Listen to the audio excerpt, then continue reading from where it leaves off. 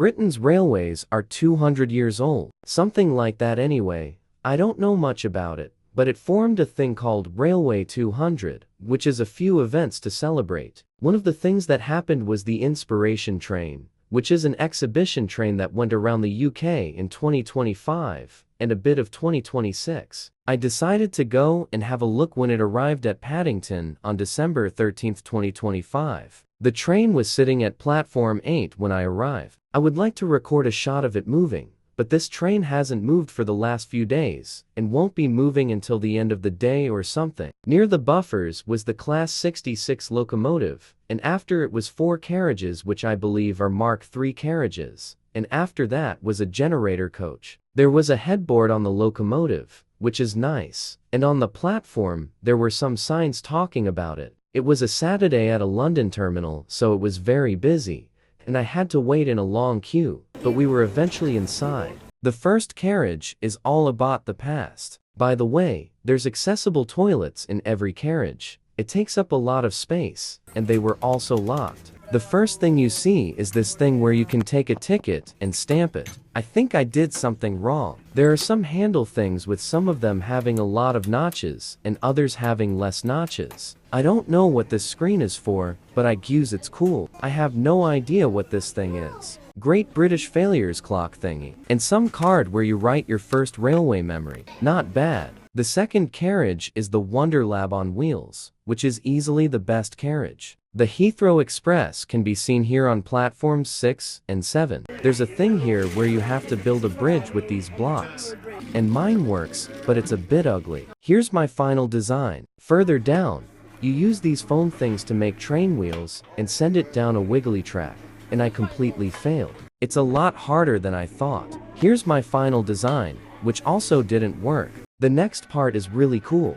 Something above projects an image onto white sand, and it has trains which won't move unless the surface is flat enough. I'm not too sure how it works, but it's cool nonetheless. It's also very dark in here. Next carriage is about the future of the railway. Another Heathrow Express train arrived.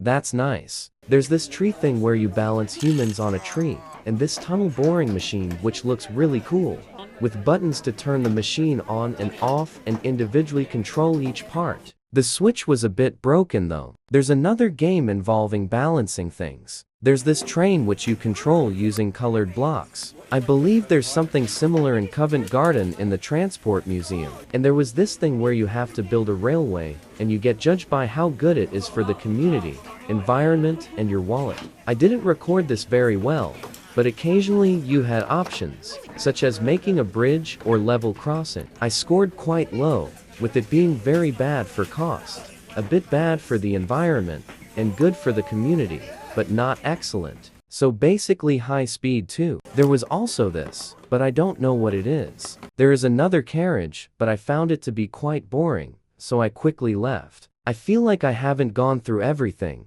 It was a lot more fun than what I made it sound like. But overall, this train was excellent, and it's really fun. My biggest issue is how it's narrow and there's no windows, so it feels a bit claustrophobic. I mean, obviously it's narrow, it's a train, but more windows would be nice. There were only tiny windows near the neds of the carriages, and they were covered by holes. I thought it'd be fun to add a section with just the pictures and music, a bit like that Beaulieu Park video. By the way, the Beaulieu Park video was really good. I think you should watch that. I'm a bit biased though. Let's get on with the pictures.